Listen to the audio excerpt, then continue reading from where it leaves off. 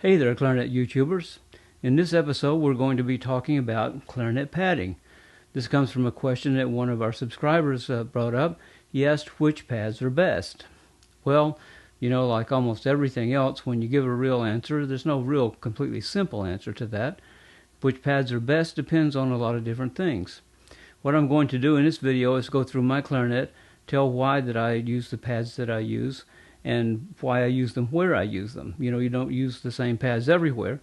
And try to give you some pros and cons about using different pads that hopefully will be helpful to you in deciding what kind of repair and what kind of repair condition you want to put your clarinet in.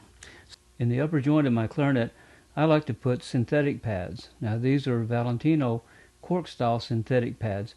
Some padding in the upper joint that uses synthetic pads, for instance like the Valentino white pads, they've been traditionally, in my experience, too soft. But the cork style pads are really nice because they keep their firmness and they don't sink too far into the tone holes and take too deep a pad seat. I find that can often be a problem. The other thing I like about these pads is that they're nice and quiet, as well as sealing really well, and they just pretty much last forever unless you seriously bend a key or something like that. So there's no skin to tear like skin pads, and they don't dry out like cork pads, and they're not noisy like cork pads. So that's some of the advantages of these pads in the upper joint. Well, you might ask then, why don't I use them throughout the clarinet? Well, for various reasons. For instance, in the register key, I like to use cork pads there because the cork pad, even though it's a little bit noisy, you can always finish it off and sand the edges of the cork and make the cork nice and rounded. When it comes to the 1-in-1, the first pad on the right hand and the first pad on the left hand, I find that I'd rather not have corks there. And the reason I don't want cork pads there is because of the precision that's demanded in getting the 1-in-1 to coordinate. With cork pads, the corks are very unforgiving. So unless your bridge key is just in the perfect place, it's likely that your 1-in-1 is not going to respond dependably. So I like to use skin pads there. Down in the chromatic F sharp, I also like to use a Valentino pad there. That's a closed key pad, and it doesn't have to coordinate with anything else. Now when it comes to these big pads down here, this FCEB, they get out of adjustment very, very easily. So especially with this crow's foot, on the clarinet we're still back there with Renaissance technology here. We're back in 17th century 16th century technology with the stupid crow's foot that should really be designed a very different way, but so it's more adjustable for the player. But manufacturers don't do that, so we run into this problem. Anyway, in the FC key and FCEB, to get them coordinate, again you need a little more forgiveness in the pad than you get with the Valentino pad or with the cork style pad. So I like to use skin pads there. Now on this other side, however, you have these two pads, the A flat, E flat, and the F sharp pad. These guys here, they can be used with synthetics because they really don't have to couple and coordinate with any other key. So you don't have to worry about the precision of keys working together so much.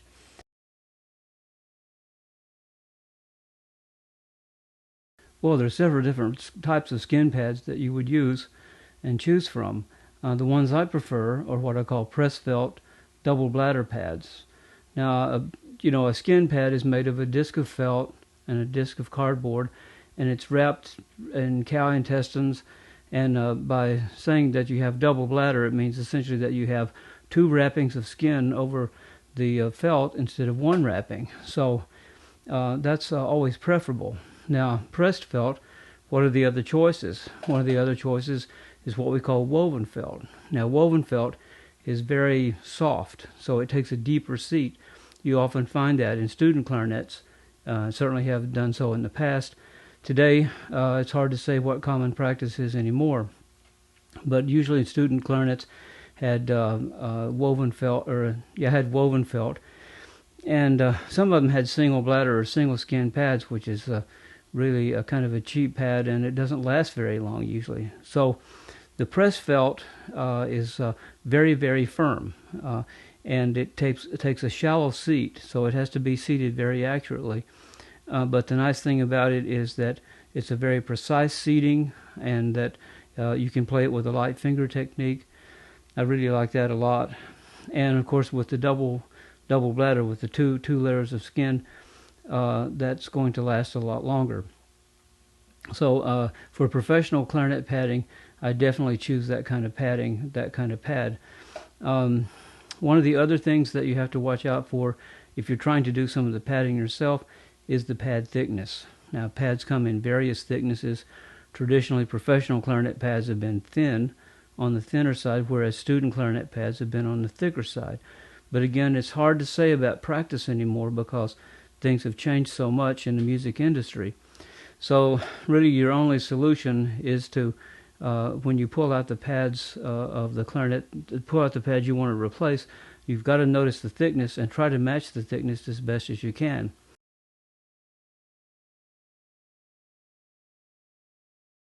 The more in control you can be of your clarinet, of your own clarinet, the physical aspects of the instrument, from the tip of the reed right down to the bell, the more confident and assured you can be as a player. So I always recommend for clarinet players to do as much as they can of their own technical work. It's very, very important, and it increases your confidence in the knowledge of your equipment. You know that you're not guessing, but you know what you've got when you step out on the stage.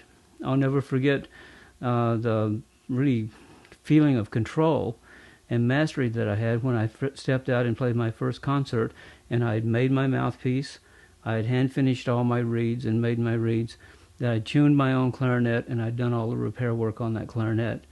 I really knew what I had, and I wasn't guessing, and my equipment was dependable.